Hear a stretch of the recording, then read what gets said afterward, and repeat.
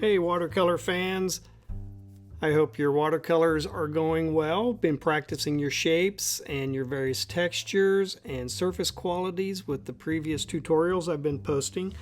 This one's going to be real similar to the reflections watercolor that I did. We're going to have a little more refractions in this with the colors and objects from the scene and the still life reflecting and refracting in the image of the picture that I'm going to be painting. So the first step is we need to get a sketch made, draw this out, and again keep practicing your drawing skills and being able to see and identify shapes and build those shapes, those compound shapes from basic fundamental shapes. So practice those various things, make them 3D. Start with a simple 2D shape and create form. And that's what I'm going to do with this little picture. Just block everything out. Try to get it as symmetrical as I can. I can see the right side has a little more height than the left side. But there's also going to be this arm on the side of the jug that kind of throws the proportions and the symmetry off a little bit.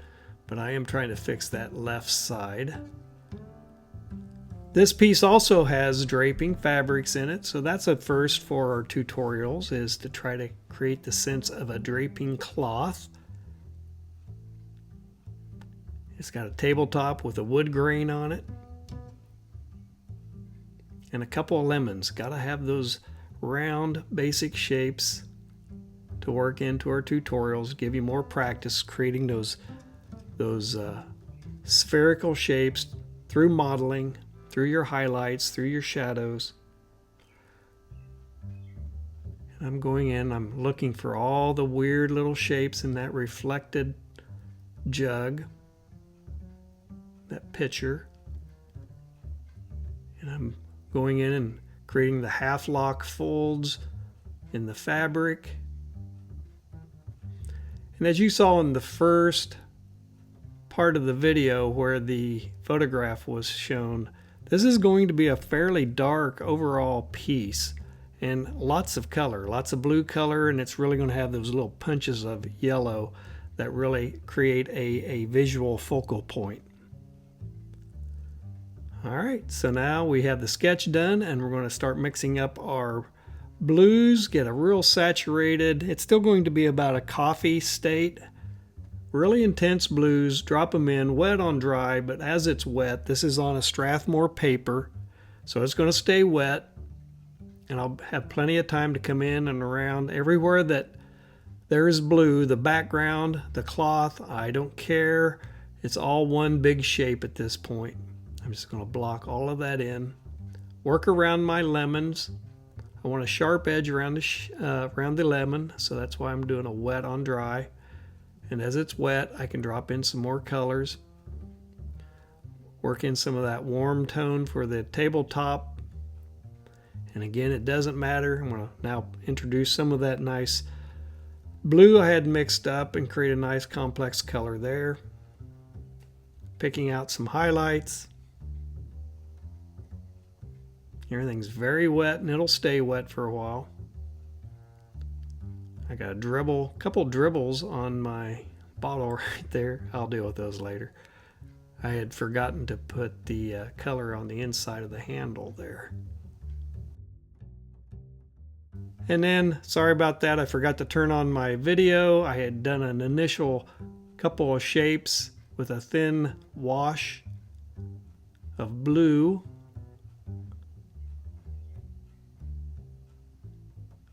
Introducing some of those tones from the tabletop into the jar, into the jug.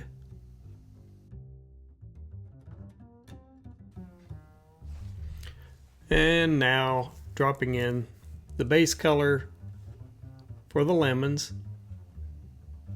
Wet on dry. That color is staying right where I put it.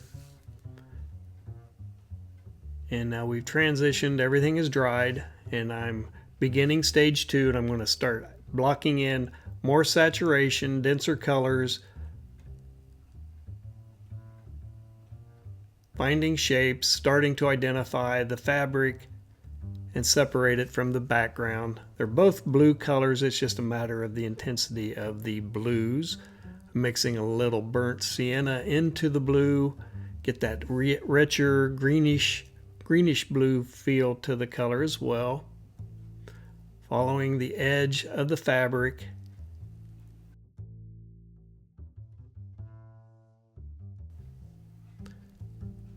And switched over to a round brush. I'm starting to paint a little more structure, so I'm doing a bit of stage 3 work here, even though I haven't completed a lot of the stage 2, but I needed to get the contrast between the background, the underneath side of that table, and separate the cloth from that background. And now I'm using that same color from the background as the deep shadows for the cloth, and I'm building in the draping folds and the various shapes and the shadows that are created. So I'm going to draw them in a very angular way. That's one of the keys to drawing fabrics. Even though they're soft and somewhat round, you want to keep them fairly angular initially. And then I'm also feathering the edges. So this is wet on dry, finding and painting in those triangular shapes from the folds, getting the shadows of the fold on top of the surface of the table, building those in, and layering in the structure for that fabric, feathering it out, looking for shapes.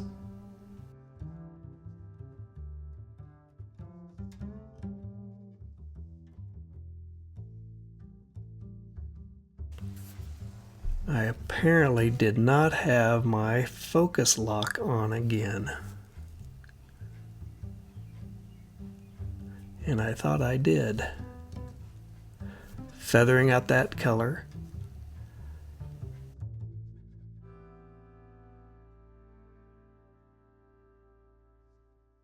It's a contrast between sharp edges and feathered edges, those soft fuzzy edges.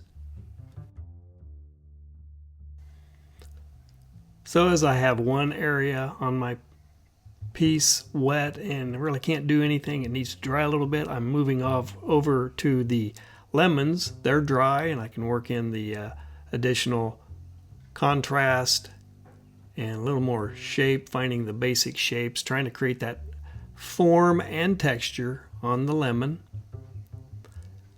I have kind of a reddish yellow, orange yellow for the dark side, the shadow side of the lemon.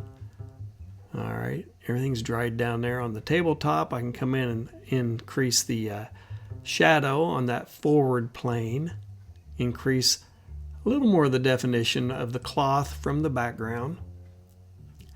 Just painting line right now and pushing that contrast out away from the fabric, intensifying some of those edges on the folds,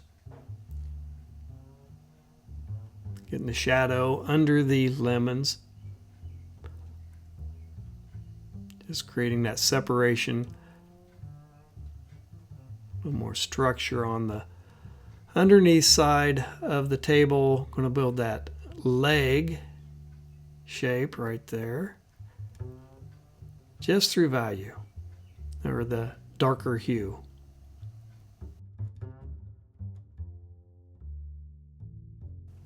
And you know, when color blocking, those initial colors dry a lot lighter. So, and this is a darker overall piece with lots of dark colors and values and hues in the background. So I'm having to kind of build that density up with subsequent glazes and more colors to get that denser background, so that I have enough contrast for when I get to working in the bottle, that there's enough hue and contrast to make those highlights really start popping from the background.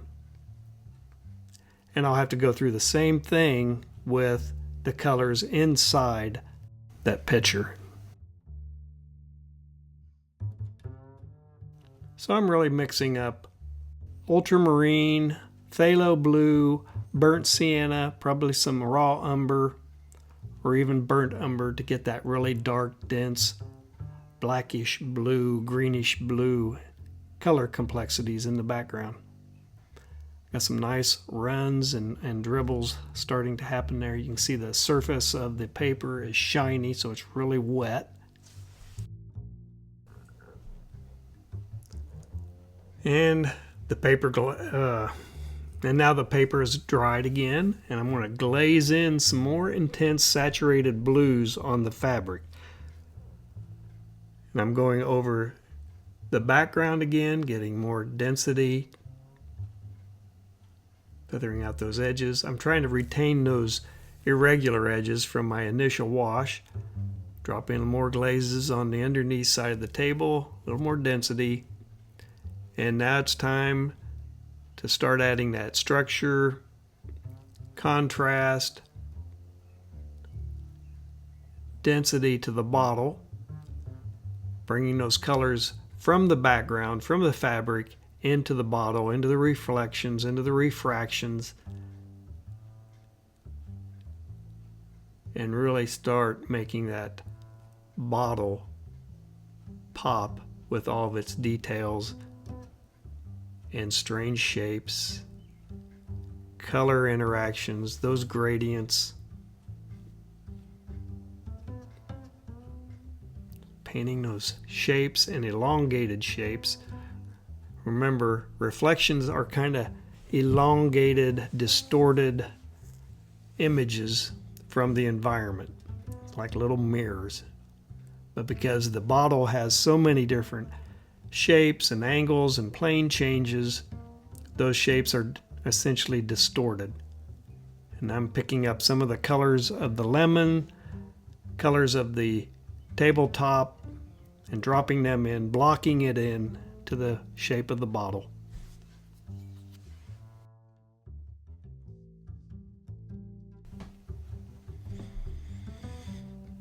And as the bottle's drying, I'm going to work on the lemon again, a little more of that reddish yellow, yellow orange, a little more structure and detail, form, that spherical form that's on the surface of the lemon.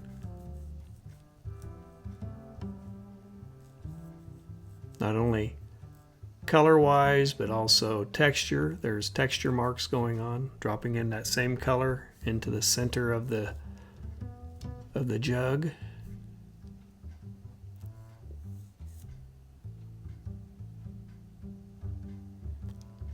Now starting to drop some of that warmer tone onto the surface of the table, giving it a little more density, a little more structure.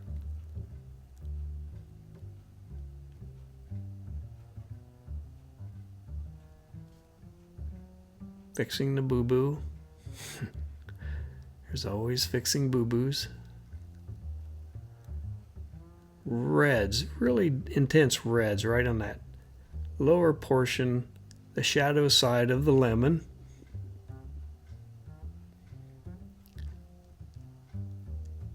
And that's all I'm doing. I'm just bouncing around. Wherever there's a dry spot, I can start working, bringing back in more saturated color, working in textures or highlights, picking highlights, and intensifying, glazing in more of that really intense phthalo blue on the fabric. I need that density. I'm not worried about all the high ends, the high key lighting on the form. I'll let that dry. I'll come back to it later. Now I'm really going after some of the shadows, the darker colors within the bottle itself, that vase.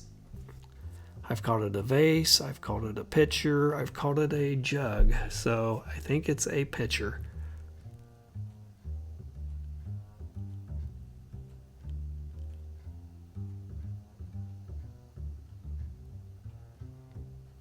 Textural marks.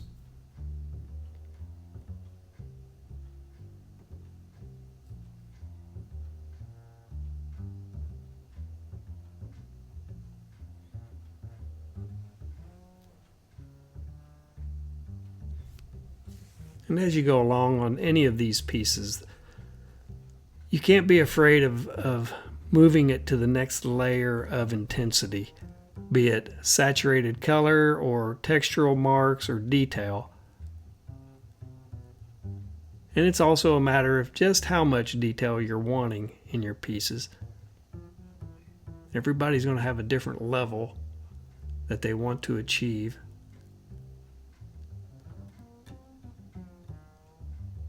It's just always just bouncing around, adding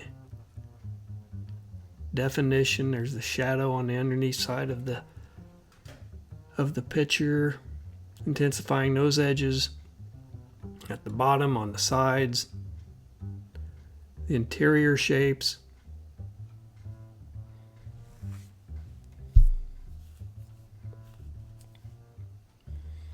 Try to vary those colors. They're not always the same color.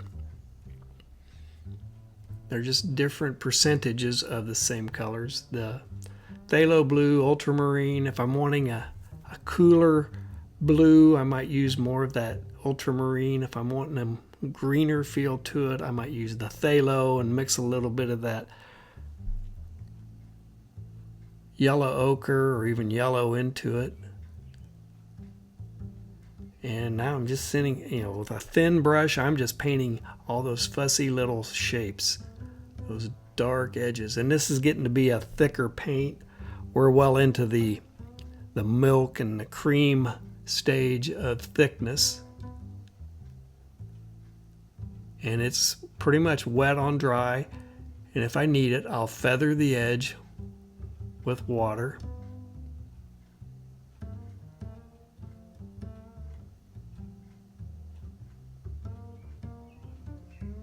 And I'll just keep bouncing around, intensifying, finding the shapes.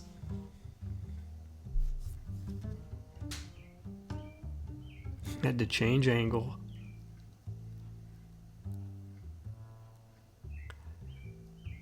So the bottle's coming along, and I'm going to have to come back in. I'm going to have to start working on the fabrics again. Reestablishing some of that structure. The glazes on the good paper, those glazes will soften any sharp edges you may have already painted. So it's going to fuzz things up a little bit, so you have to come back in and re-establish some of that sharper edge structure.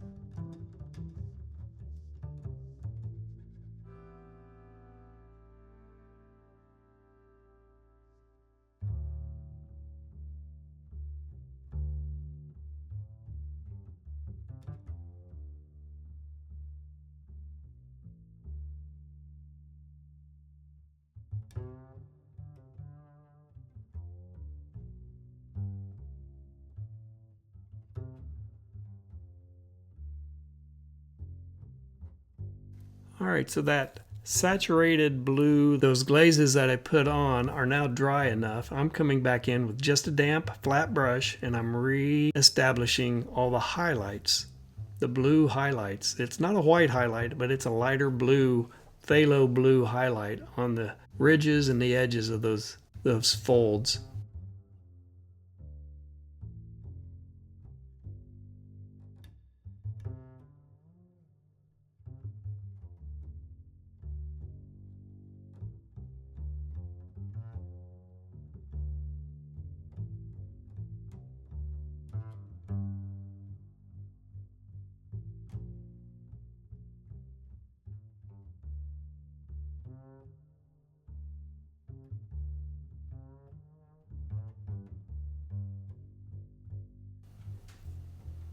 And I'm finding those edges. I'm also making cross contour marks that help indicate the direction and the roll of the folds.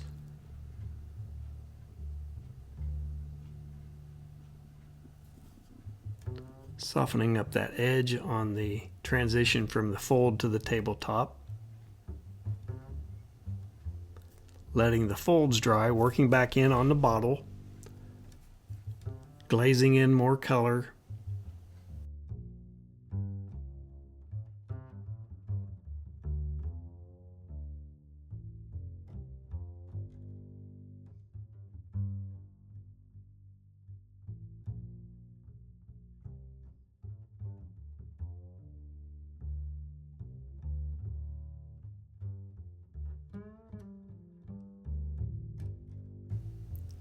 And now working in some contrasting colors, some greens on top of that darker orange on the shadow side of the lemons.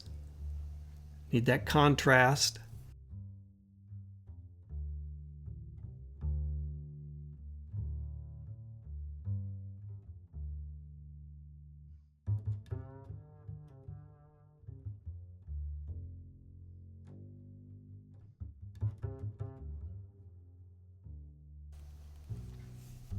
Adding in some of the detail now back on the table. A little more structure. Getting that shadow, that curve around the edge of that fluted edge of the table. Have a strong highlight. Now I'm going to drop in a little more contrast in the shadows on the fabric. All around. Get those denser, deeper recesses into the fabric.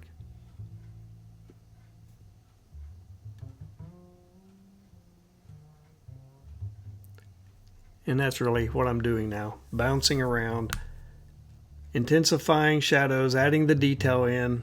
I'm starting to work the wood grain onto the table surface. There's going to be some glazing going on there. And if you notice, the marks I make on the table surface are in the direction of that angle, that diagonal angle of the top and the side.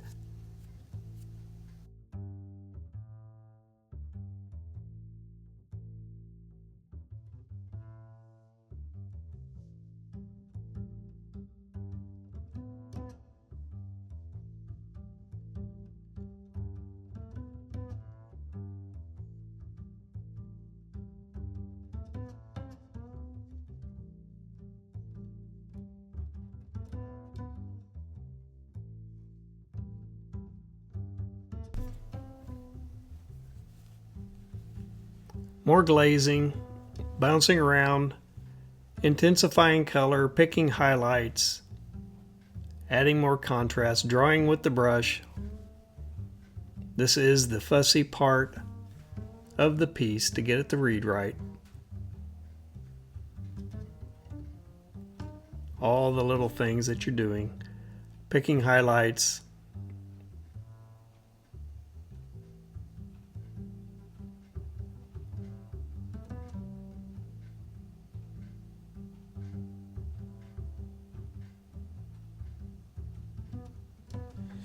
Again, it is about contrast, so to make something look lighter, you have to place it against something that's dark.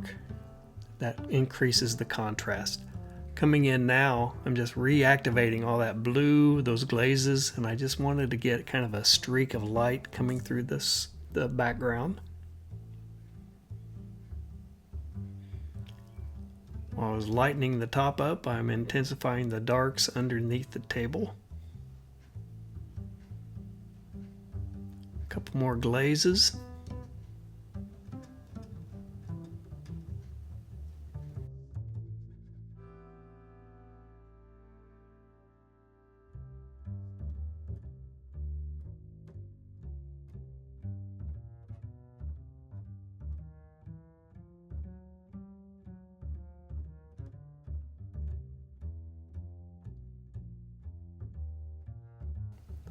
Okay, I have broken out the Pro White. It's time to paint in some of the highlights I may have lost in all my washes and glazes. Coming back in to add that sparkle. This piece is really all about those little white highlights and spots of a reflected light.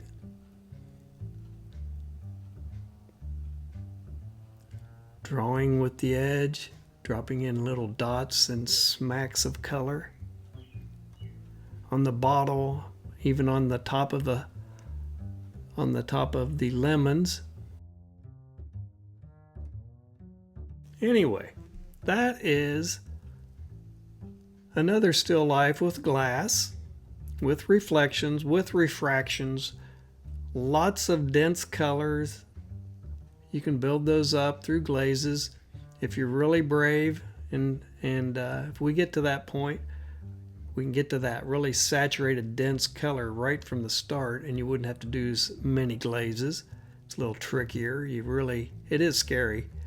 You know, I teach an illustration class which is all digital, and I see this in students all the time now, that when I was teaching traditional media in my illustration class, and I was also teaching digital media in my illustration class at the same time, I'd noticed that the students would take a digital piece further to completion than what they would a traditional piece, and it's mainly because of the fact they can undo with a digital. So if they mess something up, they can just simply undo or get rid of the layer that they were working on and go back to a point where it wasn't messed up. Whereas with a watercolor, you do have to kind of think a few steps ahead and be willing to risk messing it up.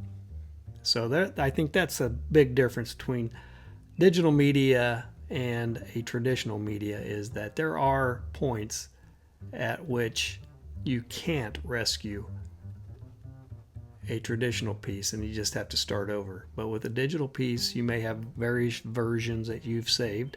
So anyway, the last final touches to the piece, and we're wrapping up this watercolor. I hope you enjoyed this tutorial. Give some more glass and jugs and refractions and all sorts of things a try. Push your skills. You just don't know unless you try it. So move beyond those simple shapes, but use those simple shapes to create a more complex piece. And here's the final. Turned out pretty good. Again, I think I've got a slight issue with some of my symmetry, but it turned out pretty well. Even though, again, I do think with trying to videotape and shoot a watercolor at the same time, I am overworking, but I'll start loosening up, just like you will. So if you like this video, give me a like and a subscribe, and I'll see you in the next video.